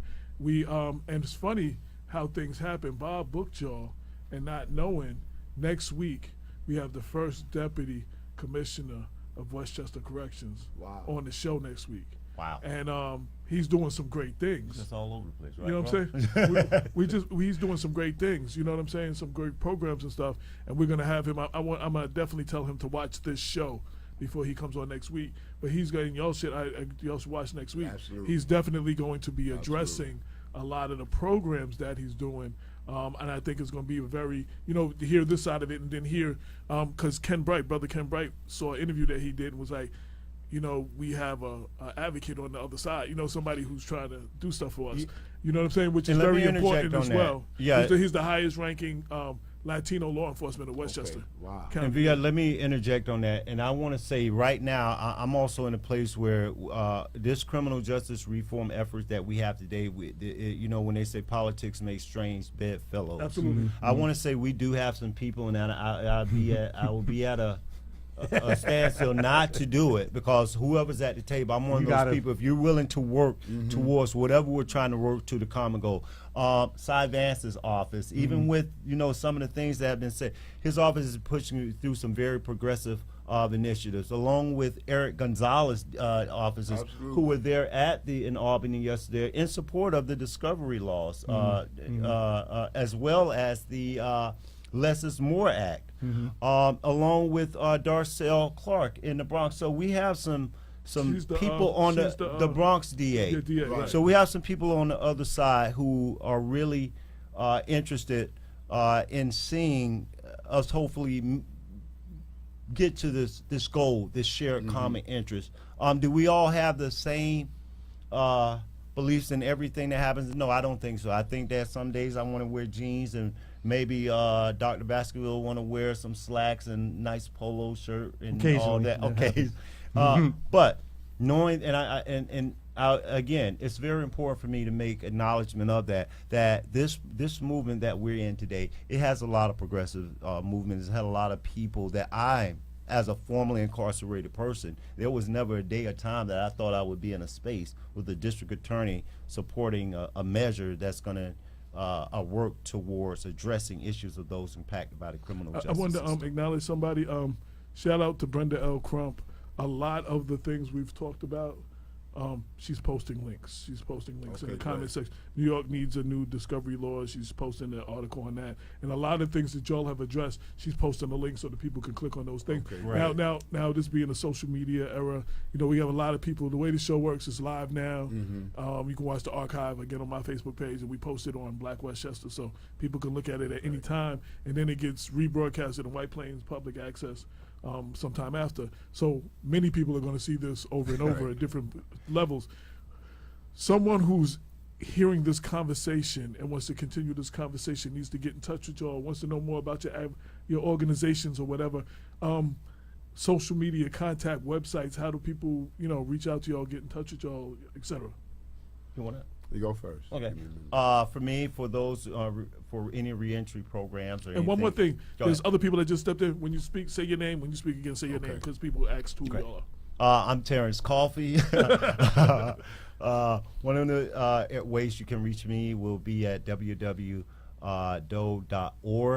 or through our MBBA site, which is mbba.org. I hope I got that right. If not, you can hit me up on Facebook or Instagram or social media under Terrence Coffey. Any questions you have, I'm more than happy to answer. My name is Thomas Edwards, and I'm part of Services Support and the J.C. Flowers Foundation website. You can find Services Support, the Harlem Initiative, and also if you want to email me, it's thomas@servicesupport.org. And I love to give information about programming and anything you can pass on to me. I definitely appreciate. Thank you. So we're coming to the close of the show, but I know Bob got at least one more question, before we wrap things up. So we do have one of the regular viewers of the show, supporter of the show, Ken Bright, is very heavily involved in criminal justice reform effort in Westchester County. I got the strange impression that y'all were actually friends on Facebook for some reason. But Ken weighed in on Facebook and asked me to ask you guys to expound a little bit more on the Releasing Aging Prisoners program, the RAP program. RAP. Yeah, can you expound a little bit, please? You want to go first on this?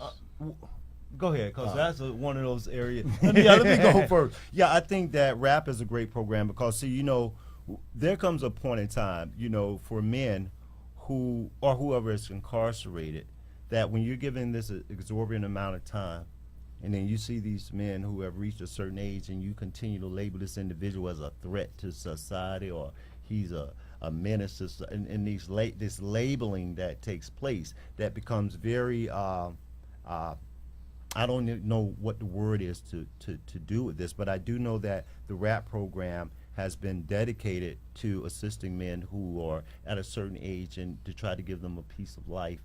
I think that is probably one of the programs that really can speak to the humanity of our criminal justice system in helping and assisting those that the elderly and the aged who have reached a point in their lives where, I don't know if you remember the movie Shawshank Redemption. Yes. Where you get a certain age, and I really reference that when I think of that part of my life, or that part of life for those men and women who are impacted by old age, who are incarcerated. Okay. And I want to just add on, this is Thomas again, that, He said women as well. That's what. Yes. Yeah. With RAP, a lot of those men in New York State Prison was mentors.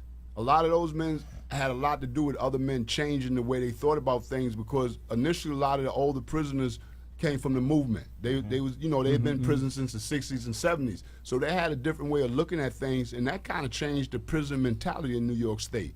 Cut down on rapes. I mean, a whole way of life changed because of these men. So now is the time for us to support them in being released from prison, because it's statistically proven that you age out of crime. As you get older, you don't take risks as much. You just don't. Crime is a young man's game. Right. And it's also costly to keep those men in prison. Medical reasons. Yes. And I'm telling you, it was a man, a guy named Cote. He was part, the black movement. He was released a few years ago. He died in a nursing home in Staten Island. But I can't count how many men went to see him while he was there, because we owed him a debt. because his way of life and his way of carrying himself changed the way some of us thought. So yeah, I'm definitely, you know, support rap, and you know, I talk to some of them regularly, and you know, anything that can be done for them, I would like to be a part of it. Damon, I want to give you a chance to last word. Your mic, you're off. You're muted or something. Can you hear me? Now we can. Now we can. Okay. I just wanted to real quick. One of the issues, and I want the brothers to expound on real quick, is issues that we find with people that get out. They're on probation, they're on parole, and you have small cities or communities. Cops know who are on parole and probation, and they become targets because they can easily target these brothers and sisters because they have a record, and target them to get them violated, because having police contact, a lot of times you could be violated. Absolutely. So I think one of the components to address is the police issue, the police accountability issue. How because when we were talking about poverty earlier, poverty dictates on how your community is policed and how the police treat your community. Police does not treat a community that is wealthy the same that they treat communities that are impoverished or have people with low income. So I think that is one of the components we all need to look at is the policing of communities of color and poor communities. Damon, I fully agree with you. When we begin to think about systemic racism, and again, this is going to go back to what I initially said, that systemic racism began way before the incarceration.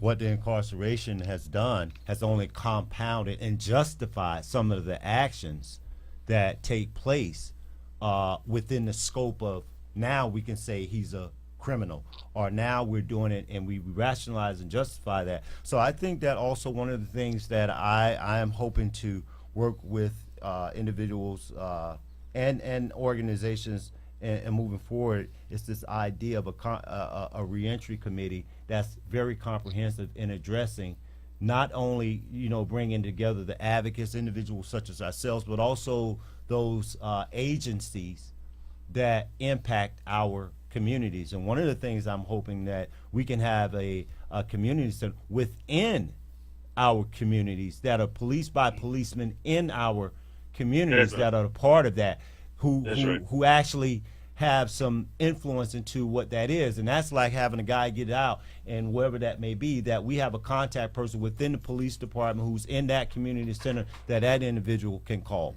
That's just one of my crazy ideas, but go ahead. I want to jump in with the police thing because we have to look at the history of the police. Yes, the yes, police we deal with that was slave patrols and property. Yes, so when you talk about the police, that's where they come from. So we have to change that whole concept. Like Brian Stevenson say, change the narrative. Right. We need to change that narrative because the police was made for certain things, and we need to acknowledge that if we wanted to change. Right. I want to. I want to. Like, this is a conversation that needs to continue, and I would like to, if Damon and Bob agree, work with y'all and maybe put together some kind of town forum, like in Mount Vernon. You know what I'm saying? Get a lot of get some elected officials there, get some of the people. Maybe that's have in law Brother Bright enforcement come there. through. You know what I'm saying? And you know, there's a lot of brothers in the street that need to hear. They need to, you know, y'all have some knowledge that can help some of these brothers, and we need to educate the community on some of this stuff. And exactly. I mean, I don't know how easy that's going to be to put together, but I'd like to, if everybody involved, I think this is something we need to have some kind of town forum on this. Yeah, I think that's good, man. Let me ask you a quick question. Have your brothers worked with Dr. Pryor? I have. I know Devon Pryor very well. He's one of my mentors as well. Yeah, that's my brother, man. When you see him, tell him. yeah, that's my dude, You don't man. say he's a mentor, but he is.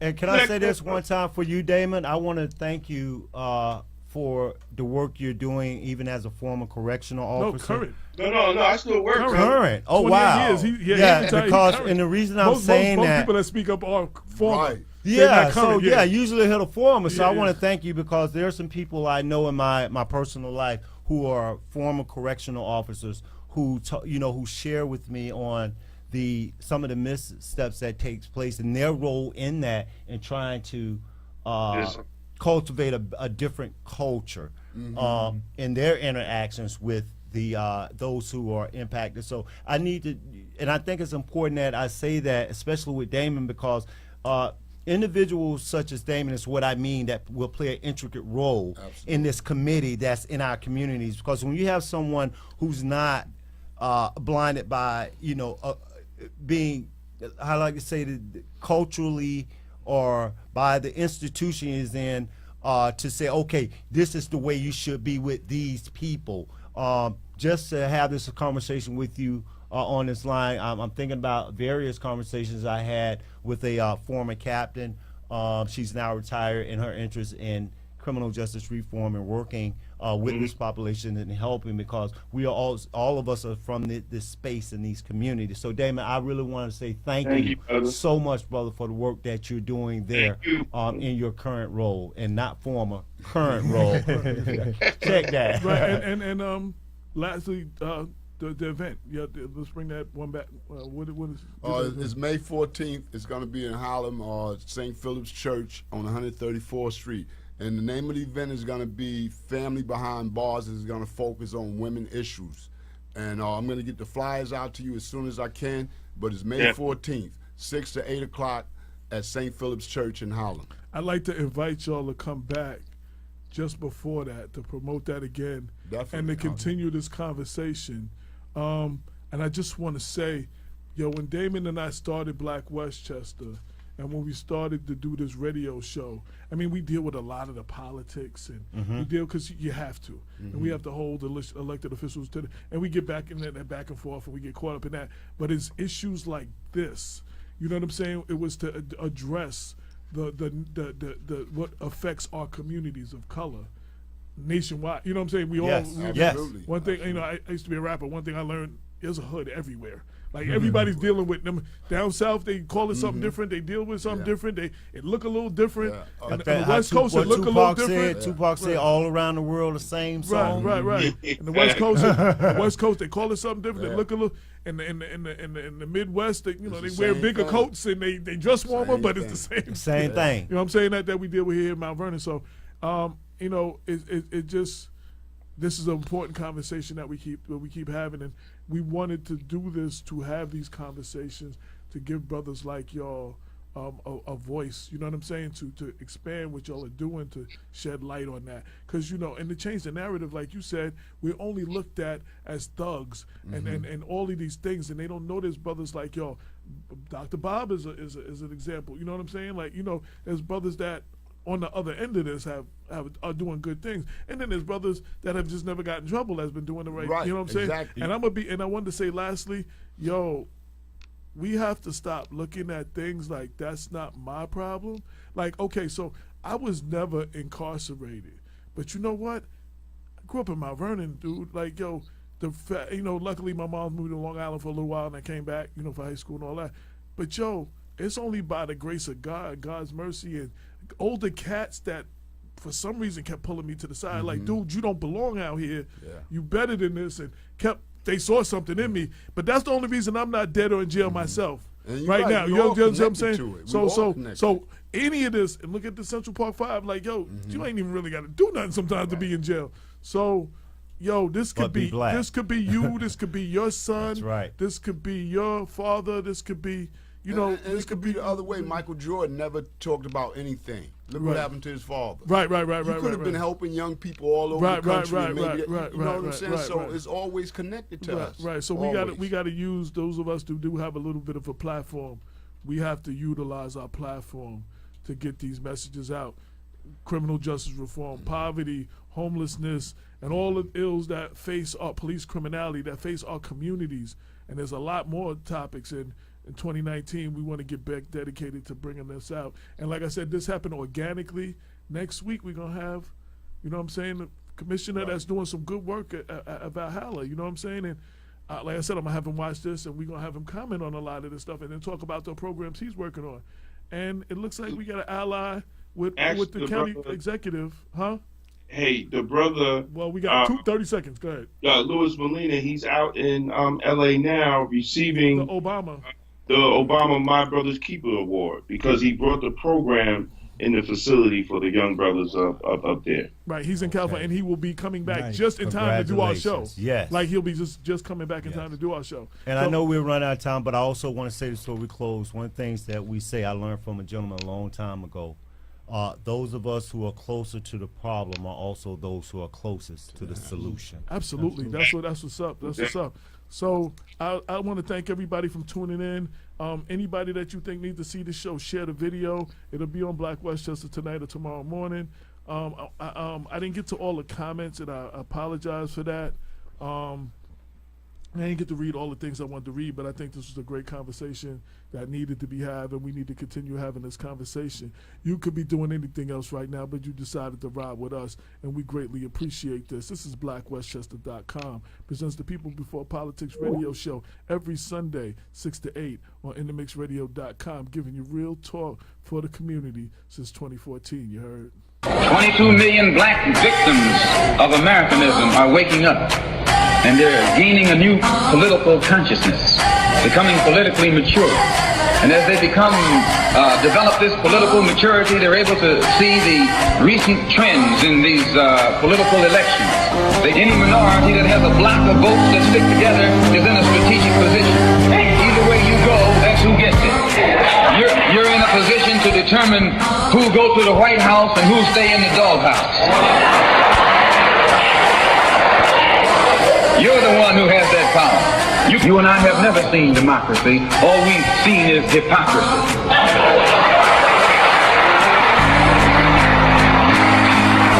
When we open our eyes today and look around America, we see America not through the eyes of someone who has enjoyed the fruits of Americanism. We see America through the eyes of someone who has been the victim of Americanism. We don't see any American dream. We've experienced only the American nightmare. We haven't benefited from America's democracy. We've only suffered from America's hypocrisy. And the generation that's coming up now can see it and are not afraid to say it. And are not afraid to say it. And are not afraid to say it. And are not afraid to say it. And are not afraid to say it. And are not afraid to say it. And are not afraid to say it. And are not afraid to say it. And are not afraid to say it. And are not afraid to say it.